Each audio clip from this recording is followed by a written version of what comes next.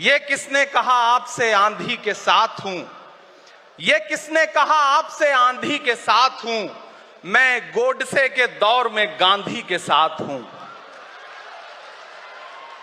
इस राष्ट्रीय अधिवेशन में पूरे भारत के एक एक छोर से, एक एक राज्य से आए हुए कांग्रेस पार्टी के जो तमाम सदस्य यहां पर उपस्थित हैं, मैं आपकी ऊर्जा को सलाम करता हूं और मैं आज जो प्रस्ताव पेश हुआ है उस पर बात करने के लिए आपके बीच में खड़ा हूं। एक ऐसा मुश्किल दौर है जब सत्ता में बैठे हुए सत्ताधीशों ने नफरत को अपना परमानेंट हथियार बना लिया हो। ऐसे समय में कांग्रेस पार्टी देश के हर कोने में जा करके मोहब्बत की बात कर रही है, प्यार की बात कर रही है और इस जो कार्यक्रम का नाम है वो न्याय पथ है।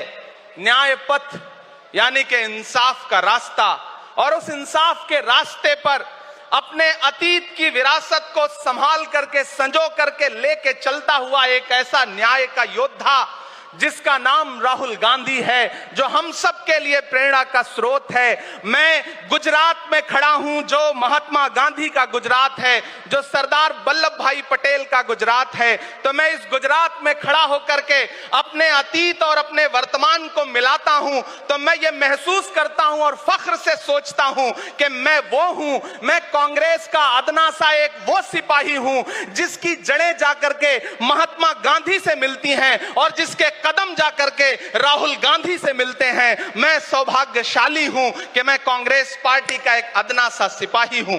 साथियों, मैं कोई लंबा चौड़ा भाषण करने के लिए नहीं खड़ा हूं, बस आपसे यह कहना चाहता हूं, ये जो न्याय का पथ है, हम सब इस न्याय के पथ पर चलने के लिए संकल्पित हैं। हमारा समर्पण इस न्याय के पथ के लिए है, हमारा संघर्ष इस न्याय के पथ के लिए है।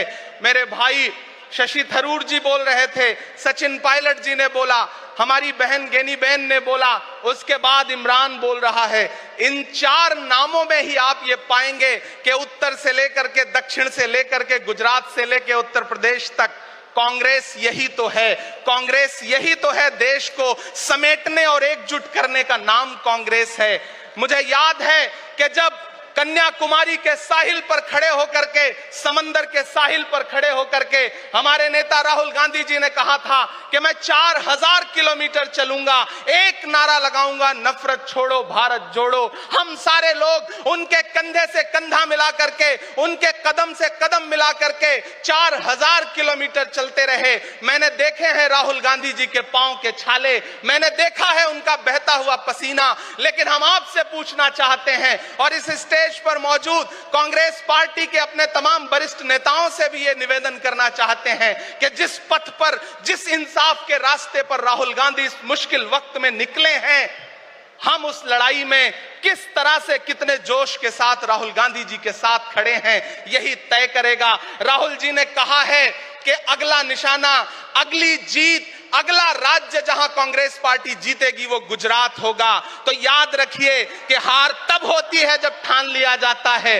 हार तब होती है जब मान लिया जाता है, जीत तब होती है जब ठान लिया जाता है। अगर हमने ठान लिया कि जहां से आज सत्ता के शीर्ष पर बैठे हुए लोग नफरत परोसने का काम कर रहे हैं, असमानता का काम कर रहे हैं, संस्थाओं को कुचलने का काम कर रहे हैं, उनके खिलाफ अगर हमने उन्हीं जड़ों में जाकर के मेहनत की हिम्मत दिखाई तो मुझे पूरा यकीन है कि जिस तरह अंग्रेजों के खिलाफ लड़ते हुए कांग्रेस पार्टी ने इस देश को स्वतंत्रता संग्राम के जरिए आजादी दिलाई थी, तो यह लड़ाई भी उस स्वतंत्रता संग्राम से कम नहीं है। उस लड़ाई का नेतृत्व महात्मा गांधी जी कर रहे थे, तो इस लड़ाई का नेतृत्व राहुल गांधी जी कर रहे हैं और हम सारे लोग राहुल गांधी जी के साथ खड़े हैं। हो सकता है कुछ लोग इस सफर में, इस मुश्किल सफर में छोड़ के चले गए हों, उन्हें नजरअंदाज करिए और एक नई पीढ़ी, एक नई ऊर्जा के साथ राहुल जी के साथ खड़ी हो।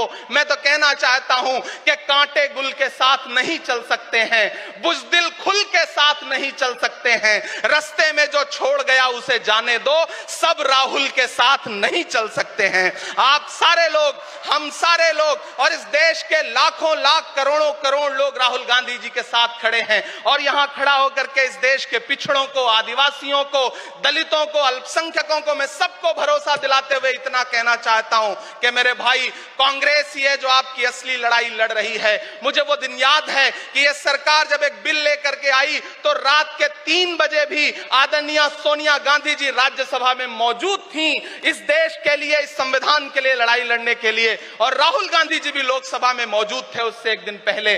जिस संजीदगी के साथ वो लड़ाई लड़ रहे हैं, हम सारे लोग उनके साथ खड़े हैं। और मैं ज्यादा भाषण नहीं करूंगा, जाते जाते बस आपसे इतना कह के जाना चाहता हूं साथियों कि यह न्याय का पथ और एक छोटी सी कविता, और उस कविता का जो शीर्षक है, उस कविता का जो हीरो है वो मंच पे मौजूद है। मैं चाहता हूं पीछे तक एक बार दोनों हाथ उठा करके तालियां बजाएं। मैं अगले 1 मिनट के कविता सुना करके यहां से आपसे विदा लूंगा।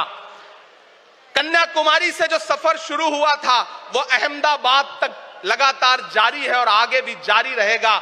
और कल ही राहुल जी परसों बिहार से लौटे हैं, तब यह कविता मैं सुनाता हूं कि उदास मौसम बदल रहा है, उदास मौसम बदल रहा है, धुएं का पर्वत पिघल रहा है, दिलों में लावा उबल रहा है। सुबह सुबह जब हुजूम लेकर सफर पे निकले तो यूं लगे है कि जैसे सूरज निकल रहा है। वो चल रहा है, वो चल रहा है। वो कह रहा है कि नफरतों से जो दिल है टूटे मैं जोड़ दूंगा। एक नारा नफरत छोड़ो भारत जोड़ो, एक नारा नफरत के बाजार में मोहब्बत की दुकान खोल ली है। वो कह रहा है कि नफरतों से जो दिल है टूटे मैं जोड़ दूंगा। वो कह रहा है हर एक दरिया हर एक तूफान को मोड़ दूंगा। सुनो सितमगर न समझो डर कर मैं अपने लोगों को छोड़ दूंगा। सितम की गर्दन मरोड़ दूंगा। सितमगरों की हर एक ख्वाहिश हर एक साजिश कुचल रहा है। वो चल रहा है, वो चल रहा है। अंतिम पंक्तियां पढ़ता हूं कि जमाने भर की तमाम माओं ने हाथ उठाकर दुआएं दी हैं। जमाने भर की तमाम माओं ने हाथ उठाकर दुआएं दी हैं। तमाम बच्चों ने इस तपस्वी का माथा चूमा, बलाएं ली हैं। जो नफरतों का जहर भरा है ये बन के शंकर निगल रहा है। वो चल रहा है, वो चल रहा है। मोहब्बतों की किताब लेकर लबों पे अपने गुलाब लेकर, मोहब्बतों की किताब लेकर लबों पे अपने गुलाब लेकर, सुनहरे रंगों का ख्वाब लेकर वो आया है इंकलाब लेकर।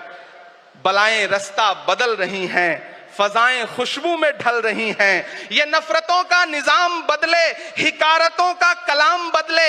अगर ये रहबर नहीं बदलते तो अपना लहजा अवाम बदले। अंधेरे बेचैन दिख रहे हैं, कोई जो है इस अंधेरी शब में मशाल की तरह जल रहा है। वो चल रहा है, वो चल रहा है, वो चल रहा है।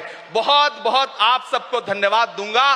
साथियों, आपने जिस जिंदा दिली से सुना उसके लिए आपका बहुत आभार। न हम सफर न किसी हमनशी से निकलेगा, हमारे पांव का कांटा हम ही से निकलेगा।